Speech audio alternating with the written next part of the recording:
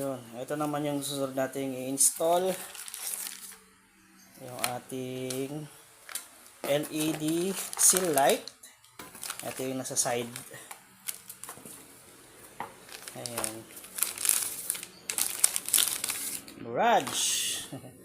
Ito yung umiilaw kapag binubuksan mo yung pintuan. Okay. Next week install natin. Ito yung sa harap. Ito yung sa panglikod. Yan yung sa panglikod.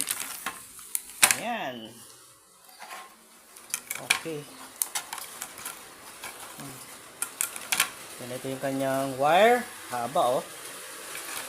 Ayan. Abang-abang lang. Install natin next week. Wala na tayong time ngayon.